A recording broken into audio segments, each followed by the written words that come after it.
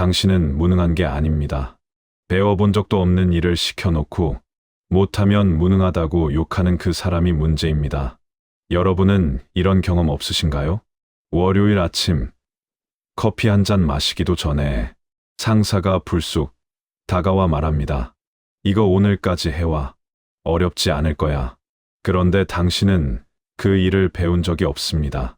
어떻게 시작해야 할지조차 모릅니다. 상사에게 물어봅니다. 이거 어떻게 하는 건가요? 그러면 상사는 짜증스럽게 대답합니다. 그것도 모르면 어떡해. 알아서 해봐. 결국 당신은 혼자 남겨집니다. 그래도 당신은 포기하지 않습니다. 구글에 검색하고 유튜브를 찾아보고 옆자리 동료에게 조심스럽게 물어봅니다.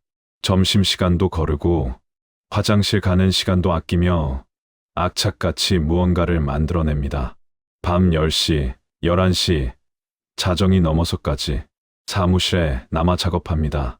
집에 가서도 마음이 편치 않습니다. 이게 맞나? 내일 또 혼나는 거 아닐까? 불안한 마음으로 잠을 청하고 다음 날 아침 떨리는 마음으로 출근합니다. 그리고 상사에게 보고합니다. 상사는 당신이 만든 자료를 대충 훑어보더니 인상을 찌푸립니다. 이게 뭐야? 이것도 못해? 이렇게 하는 게 아니잖아. 요즘 젊은 애들은 정말 답이 없네. 그 순간 당신의 머릿속이 하얘집니다.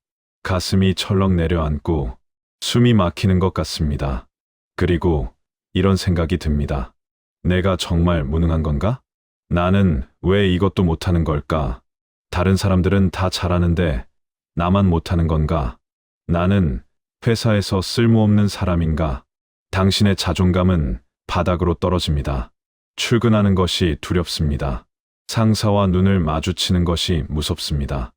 회의 시간이 다가올 때마다 심장이 뜁니다.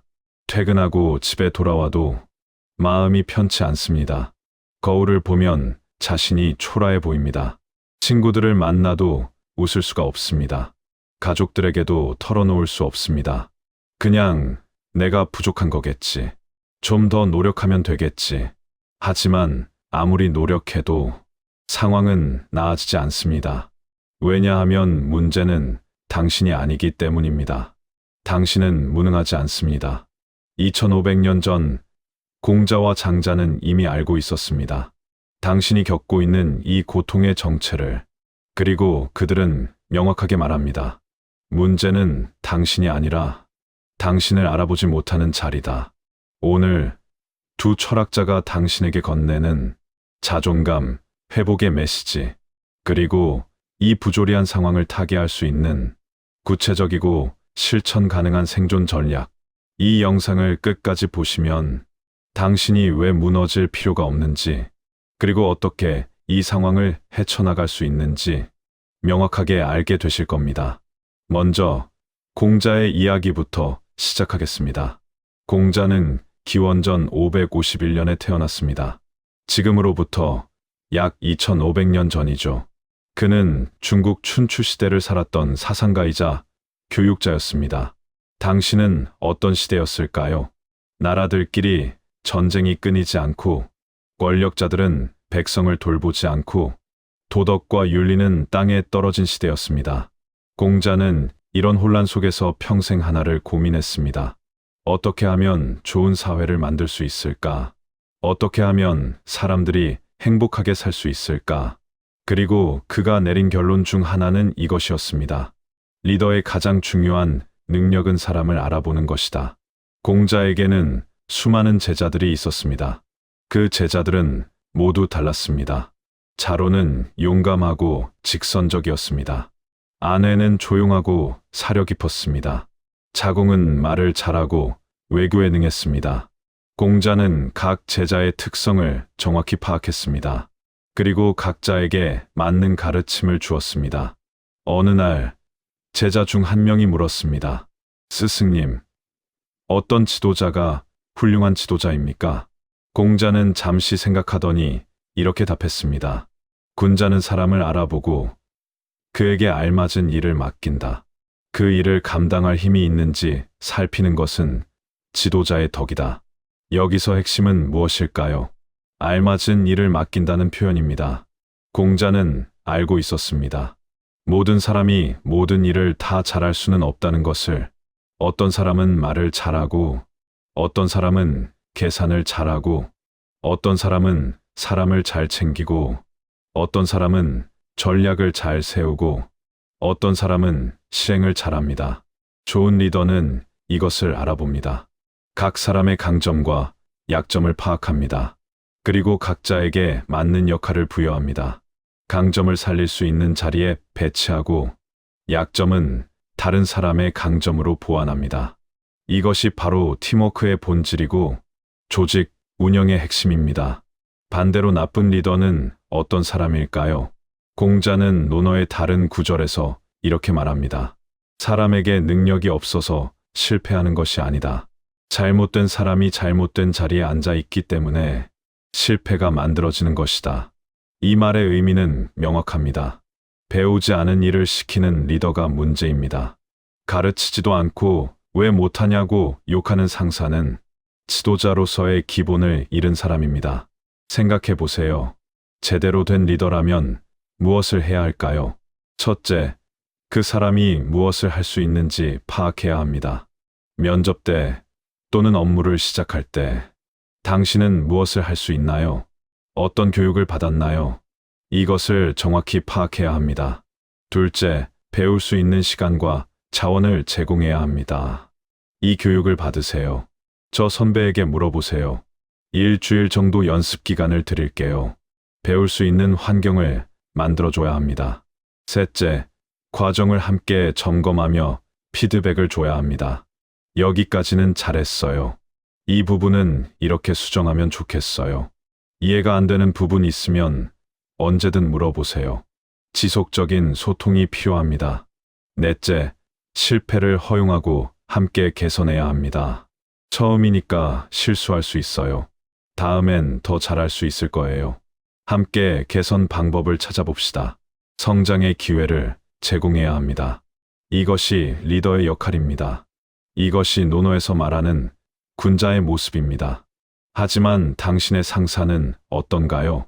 아무것도 가르쳐 주지 않고, 시간도 충분히 주지 않고, 피드백도 제대로 하지 않으면서 실패는 절대 용납하지 않고 결과만 보고 이것도 못해 라고 말합니다. 공자의 관점에서 보면 이것은 리더의 무능을 부하 직원에게 전가하는 행위입니다. 공자는 여기서 한 걸음 더 나아갑니다. 사람을 탓하는 지도자는 스스로의 무능을 드러낼 뿐이다. 왜 그럴까요? 진짜 능력 있는 리더는 팀원의 실수를 자신의 책임으로 받아들입니다. 내가 제대로 가르치지 못했구나. 내가 충분한 시간을 주지 못했구나. 내가 명확하게 지시하지 못했구나. 이렇게 생각하고 시스템을 개선합니다. 반면 무능한 리더는 모든 책임을 부하에게 돌립니다. 요즘 애들은 정말 답이 없어. 이것도 못하면 회사 다닐 자격이 없어. 이것은 리더로서의 책임 회피입니다. 공자는 또 이렇게 말했습니다. 남이 나를 알아주지 않는 것을 걱정하지 말고 내가 남을 알아주지 못하는 것을 걱정하라. 이 말은 원래 리더에게 하는 말입니다. 부하 직원이 일을 못한다고 불평하지 말고 그 직원의 능력을 알아보지 못하는 자신의 무능함을 걱정하라. 하지만 이 말은 우리에게도 위로가 됩니다. 알아주지 않는 사람이 문제인 것이지 알아주지 못하는 당신이 문제인 게 아닙니다. 지금 당신을 평가하는 그 사람은 사람을 보는 눈이 없는 사람입니다. 능력을 보지 못하는 사람이 당신을 평가하고 있을 뿐입니다. 잘못된 저울 위에 올라간 당신의 무게가 정확할 리 없습니다. 그러니 당신의 자존감을 그 사람에게 맡기지 마세요. 당신은 지금 잘못된 평가 시스템 안에 갇혀 있을 뿐입니다. 당신의 능력은 그대로입니다. 다만 그것을 보지 못하는 사람 옆에 있을 뿐입니다. 공자의 메시지는 명확합니다. 그대는 잘못된 사람에게 평가받고 있을 뿐이다. 이것을 기억하세요. 당신이 무능해서가 아닙니다. 상대방이 당신을 알아보지 못할 뿐입니다. 하지만 여기서 많은 분들이 이렇게 생각하실 겁니다. 좋아요. 알겠어요. 내가 무능한 게 아니라는 거. 상사가 무능한 거라는 거. 그런데 그게 뭐가 중요한가요? 당장 내일도 출근해야 하는데요. 이 상황을 어떻게 버텨야 하나요? 철학적 위로만으로는 밥이 나오지 않잖아요. 맞습니다. 철학적 위로만으로는 현실이 바뀌지 않습니다. 바로 이 지점에서 장자가 등장합니다. 장자는 공자보다 약 100년쯤 뒤에 살았던 사상가입니다. 공자가 기원전 551년생이라면 장자는 기원전 369년쯤에 태어났습니다. 그는 공자와는 조금 다른 방식으로 세상을 바라봤습니다. 공자가 어떻게 살아야 하는가에 집중했다면 장자는 어떻게 생존할 것인가에 더 관심이 많았습니다. 특히 장자가 살았던 시대는 전국시대라는 극도로 혼란스러운 시기였습니다. 중국 대륙은 7개의 강대국으로 나뉘어 끊임없이 전쟁을 벌이고 있었습니다. 오늘의 동맹국이 내일의 적국이 되고 아침에 재상이 저녁에 죽임을 당하고 백성들은 전쟁터로 끌려가 죽어갔습니다. 그런 시대를 살아남기 위해 장자가 발견한 지혜는 무엇이었을까요? 어느 날 장자의 제자가 물었습니다. 스승님, 억울한 일을 당했을 때 어떻게 해야 합니까? 저항해야 합니까? 아니면 참아야 합니까? 이것은 정말 중요한 질문입니다. 부당한 대우를 받았을 때 맞서 싸워야 할까요? 아니면 참고 견뎌야 할까요? 장자는 어느 날 대답 대신 제자를 호수로 데려갔습니다. 그리고 물 위를 떠다니는 작은 나무 조각을 가리켰습니다. 저것을 보아라. 호수 위에는 거센 바람이 불고 있었습니다. 먹구름이 몰려오고 물결이 세차게 일렁이고 파도가 출렁였습니다. 호숫가에는 큰 나무들이 서 있었습니다. 오랜 세월 그 자리를 지켜온 나무들이었습니다. 바람이 세차게 불었습니다. 큰 나무들은 바람에 맞서 견뎠습니다. 굽히지 않으려고 버텼습니다. 하지만 바람은 너무 강했습니다. 결국 큰 나무의 가지 하나가 부러지고 말았습니다. 하지만 물 위의 작은 나무 조각은 파도에 흔들리고 물결에 밀리고 이리저리 떠다니면서도 가라앉지 않고 계속 떠 있었습니다. 장자가 말했습니다. 딱딱한 나무는 꺾이지만 물에 떠 있는 나무 조각은 흐름에 따라가며 오래 버틴다. 이것이 장자의 핵심 사상입니다. 유연함이 강함을 이긴다. 많은 사람들이 참는다는 것을 굴복이나 패배로 생각합니다. 내가 약해서 참는 거야. 내가 능력이 없어서 견디는 거야. 나는 패배자야. 하지만 장자는 전혀 다르게 봤습니다. 참는다는 것은 굴복이 아닙니다. 더 큰 파도를 넘기 위한 전략적 유연성입니다. 장자는 장자라는 책에서 이런 이야기도 합니다. 옛날 어떤 마을에 두 그루의 나무가 있었습니다. 하나는 곧고 큰 나무였고 하나는 구부러지고 울퉁불퉁한 나무였습니다. 곧은 나무는 자랑스러워했습니다. 나는 이렇게 곧게 자랐으니 분명 쓸모가 있을 것이다. 나무 중에 나무지. 구부러진 나무는 부끄러워했습니다. 나는 이렇게 구부러져서 아무 쓸모가 없구나. 나무로 태어난 게 부끄럽다. 그런데 어느 날 목수가 마을에 왔습니다. 목수는 나무들을 둘러보았습니다. 곧은 나무를 보고 말했습니다. 이 나무는 기둥을 만들기 좋겠군. 베어가야겠어. 그리고 곧은 나무를 베어갔습니다. 하지만 구부러진 나무는 보지도 않았습니다. 이건 쓸모가 없네. 베어봤자 아무것도 못 만들어. 결국 곧은 나무는 잘려나가 기둥이 되었고 구부러진 나무는 그대로 살아남았습니다. 그리고 구부러진 나무는 수백 년을 더 살았습니다. 장자는 이렇게 말합니다. 쓸모없어 보이는 것이 오히려 오래 산다. 때로는 쓸모없는 척하는 것이 생존의 지혜다. 이것을 현대의 직장 생활에 적용해보면 어떨까요? 지금 당신이 버티고 있는 것은 약해서가 아니라 상황을 정확히 알기에 택한 전략입니다. 맞서 싸우다 소진되는 것이 어리석고 흐르며 힘을 기르는 것이 현명합니다. 장자는 이렇게도 말했습니다. 물은 부드럽지만 돌을 뚫는다. 바람은 형태가 없지만 나무를 쓰러뜨린다. 혀는 부드러워 오래 남지만 이빨은 딱딱해서 먼저 빠진다. 부드러움은 약함이 아닙니다. 부드러움은 전략적 강함입니다. 지금 당신이 참고 있는 것은 언젠가 더 나은 곳으로 가기 위한 준비 시간입니다. 지금 당신이 욕을 먹으면서도 배우고 있는 것은 누구도 빼앗을 수 없는 당신의 자산이 됩니다. 지금 당신이 억울함을 삼키며 버티고 있는 것은 더 강한 당신을 만들기 위한 단련의 시간입니다. 오늘의 나약함처럼 보이는 선택이 내일의 강함을 지켜주는 길일 수 있습니다. 장자는 마지막으로 이렇게 말합니다.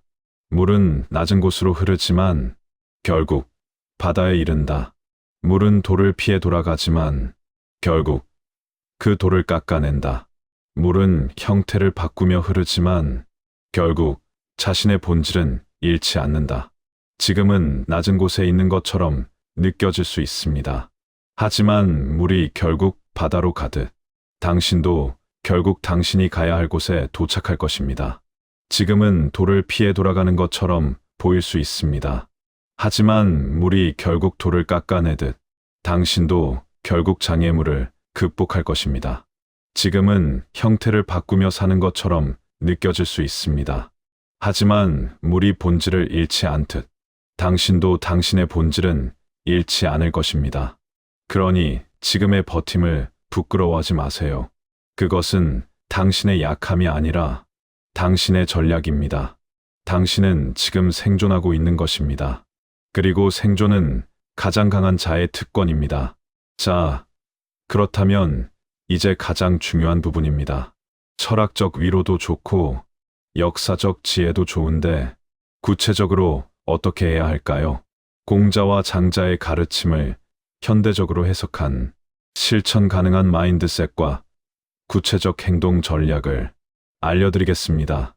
이것은 단순한 위로가 아닙니다. 당장 내일부터 실천할 수 있는 구체적인 방법입니다. 첫 번째, 평가의 무게를 덜어내세요. 당신을 평가하는 사람이 당신의 전부를 알 수 없습니다. 생각해 보세요. 그 상사는 당신을 몇 시간이나 지켜봤나요? 아마 하루에 30분, 1시간, 당신이 밤새 무슨 노력을 했는지 보고 있었나요? 아마 아닐 겁니다. 실제로 여러 조직 심리학 연구에 따르면 상사의 평가는 객관적 성과만으로 결정되지 않습니다. 상당 부분이 상사의 주관적 인상, 개인적 편견, 그날의 기분 같은 요소에 영향을 받는다고 알려져 있습니다. 더 흥미로운 점은 이것입니다. 하버드 비즈니스 리뷰에서도 같은 성과를 내더라도 상사가 그 직원을 얼마나 호감 있게 보느냐에 따라 평가가 달라질 수 있다고 지적합니다. 이른바 후광 효과나 호감 편향 때문에 좋아하는 직원에게는 더 관대하고 그렇지 않은 직원에게는 더 엄격한 점수를 주는 경향이 나타난다는 것입니다. 그러니 이렇게 생각하세요. 이 사람은 나의 일부분만 보고 있구나. 그것도 주관적인 필터를 통해서. 이렇게 생각하는 순간 그 평가의 무게가 훨씬 가벼워집니다. 공자도 말했습니다. 군자는 남의 평가에 흔들리지 않고 자신이 옳다고 생각하는 길을 간다. 당신의 가치를 결정하는 것은 불완전한 평가 시스템 위의 숫자가 아닙니다. 두 번째, 모든 것을 기록하세요. 이것은 정말 중요합니다. 당신이 무엇을 배웠고 무엇을 배우지 못했는지, 어떤 지시를 받았고 어떤 교육이 없었는지, 어떤 노력을 했고 어떤 결과가 나왔는지, 상사가 무슨 말을 했고 당신이 어떻게 대응했는지, 모든 것을 날짜와 함께 기록하세요. 이것은 세 가지 이유로 중요합니다. 첫째, 감정 정리. 억울한 감정을 글로 쓰는 것만으로도 마음이 한결 가벼워집니다. 심리학에서는 이것을 표현적 글쓰기라고 부르며 치료 효과가 있다고 입증되었습니다. 둘째, 성장 기록. 6개월 후, 1년 후 돌아봤을 때 당신이 얼마나 성장했는지 확인할 수 있습니다. 아, 그때는 이것도 못했는데 지금은 이만큼 할 수 있구나. 셋째, 이직 준비. 나중에 이력서를 쓸 때, 면접을 볼 때, 저는 이런 환경에서도 이렇게 성장했습니다. 라고 구체적으로 말할 수 있는 자료가 됩니다. 장자는 말했습니다. 물은 형태가 없기에 어떤 그릇에도 담긴다. 지금은 기록이라는 그릇에 당신의 현실을 담으세요. 나중에 그것이 당신을 지켜줄 겁니다. 세 번째, 배움의 주도권을 가져오세요. 회사가 가르쳐 주지 않으면 스스로 배우세요. 유튜브든 책이든 온라인 강의든 동료에게 물어보는 것이든 스스로 배우세요. 여기서 중요한 마인드셋이 있습니다. 이것은 회사를 위한 게 아닙니다. 당신의 시장 가치를 높이기 위한 투자입니다. 회사는 당신을 가르쳐 줄 도덕적 의무가 있을 수 있습니다. 하지만 그들이 그 의무를 다하지 않는다면 당신이 스스로 해야 합니다. 왜냐하면 결국 손해보는 것은 당신이기 때문입니다. 회사는 당신이 무능하다고 평가할 수 있습니다. 하지만 당신이 실제로 그 능력을 갖추지 못한다면 다음 회사에서도 똑같은 문제가 생길 수 있습니다. 그러니 배우세요. 회사를 위해서가 아니라 당신 자신을 위해서. 공자는 말했습니다. 배우고 때때로 익히면 또한 기쁘지 아니한가. 배움의 주도권을 상사에게 맡기지 마세요. 당신이 스스로 배운 것은 누구도 빼앗을 수 없는 당신의 자산입니다. 그리고 언젠가 이직할 때 그것이 당신의 가장 큰 무기가 됩니다. 네 번째, 감정과 사실을 분리하세요. 상사가 화를 내며 이렇게 말합니다. 이것도 못해. 정말 답이 없네. 도대체 뭘 하고 다니는 거야? 이 말을 들었을 때 많은 사람들이 감정적으로 받아들입니다. 나는 정말 답이 없는 사람인가? 나는 정말 무능한가? 나는 이 회사에 있을 자격이 없나? 하지만 잠깐 이것을 분리해 봅시다. 상사의 감정은 화가 나 있다. 짜증이 나 있다. 객관적 사실은 내가 특정 업무를 완벽하게 수행하지 못했다. 상사의 감정은 상사의 것입니다. 사실은 객관적 상황입니다. 상사의 감정을 내가 받아들일 필요는 없습니다. 왜 상사가 화가 났을까요? 상사 본인이 위에서 압박받고 있을 수 있습니다. 상사가 개인적으로 힘든 일이 있을 수 있습니다. 상사의 기대치가 비현실적일 수 있습니다. 상사의 의사소통 방식이 공격적일 수 있습니다. 이것은 모두 상사의 문제입니다. 당신의 문제가 아닙니다. 장자는 말했습니다. 외물에 끌려다니지 말고 내 마음의 중심을 지켜라. 상사의 화, 짜증, 무례함은 상사의 것입니다. 그것을 당신의 자존감으로 받아들이지 마세요. 당신이 받아들여야 할 것은 이 업무를 어떻게 개선할 수 있을까? 라는 사실적 피드백뿐입니다. 다섯 번째, 명확한 방향을 설정하세요. 장자가 말한 물처럼 흐른다는 것은 무작정 따라가라는 뜻이 아닙니다. 물은 낮은 곳으로 흐르지만 결국 바다로 향합니다. 당신도 마찬가지입니다. 지금은 흐름에 몸을 맡기더라도 나는 어디로 가고 있는가를 절대 잊지 마세요. 구체적으로 이런 질문을 해보세요. 나는 3년 후 어디에 있고 싶은가? 이 회사에서 배울 수 있는 것은 무엇인가? 언제쯤 이직을 준비해야 하는가? 내가 정말로 하고 싶은 일은 무엇인가? 이 경험이 나의 커리어에 어떤 도움이 될까? 그리고 구체적인 계획을 세우세요.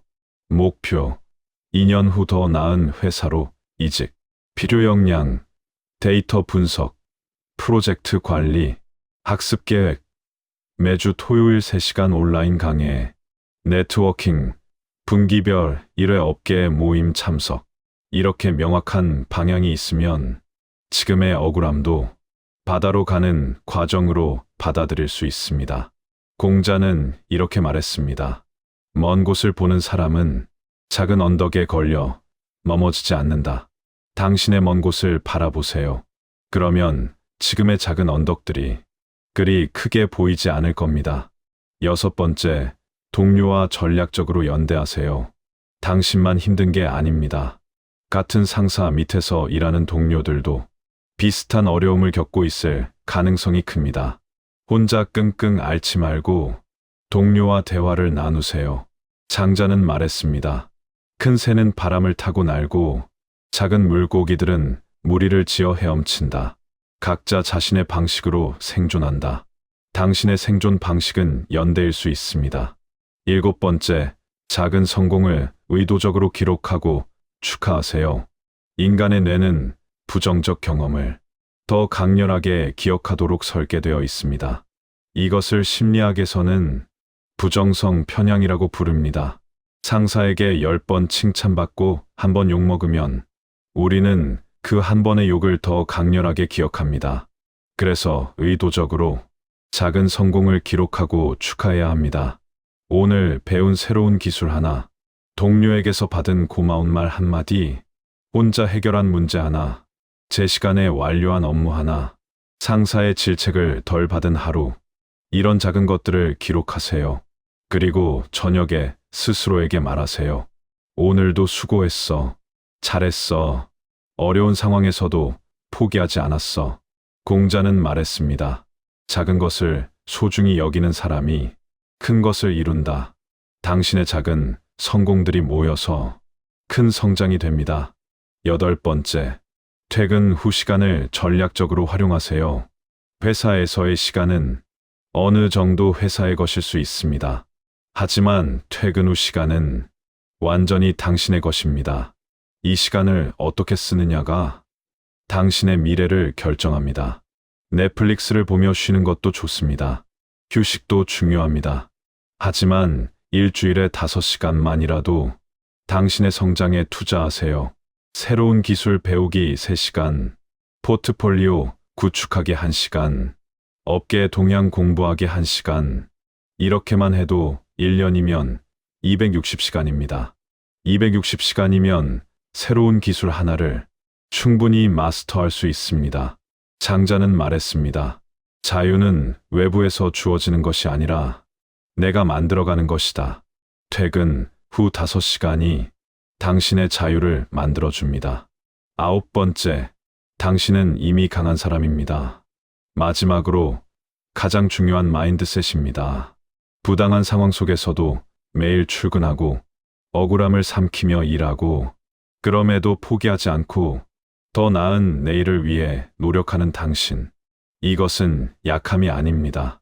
이미 당신은 전략가이자 생존자입니다. 많은 사람들이 이런 상황에서 무너집니다. 어떤 사람은 회사를 충동적으로 그만두고 후회합니다. 어떤 사람은 우울증에 빠져 병원 치료를 받습니다. 어떤 사람은 자존감이 완전히 바닥나서 다시 일어서지 못합니다. 하지만 당신은 지금 이 영상을 보고 있습니다. 해결책을 찾으려고 노력하고 있습니다. 더 나은 방법을 배우려고 하고 있습니다. 이것만으로도 당신은 충분히 강한 사람입니다. 공자와 장자가 함께 말합니다. 자신을 탓하지 마라. 문제는 그대가 아니라 그대를 알아보지 못하는 자리이다. 시간은 당신 편입니다.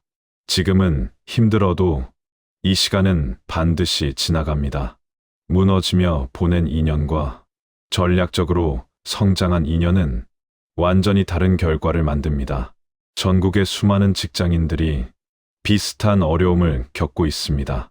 그리고 많은 사람들이 이것을 이겨내고 더 나은 곳으로 갔습니다. 오늘도 억울한 일을 견디며 살아가는 모든 분들께 말씀드립니다. 당신은 부족하지 않습니다. 당신은 잘못되지 않았습니다. 당신의 능력은 타인의 무례함으로 평가받을 수 없습니다. 버티고 있는 지금, 그 자체로 당신은 이미 강한 사람입니다. 그리고 언젠가 당신을 제대로 알아볼 사람이 나타날 것입니다. 그때까지 당신 자신을 지켜내세요. 당신의 오늘을 응원합니다. 당신의 내일은 더 나아질 것입니다. 함께 버텨요. 함께 이겨냅시다. 당신은 혼자가 아닙니다.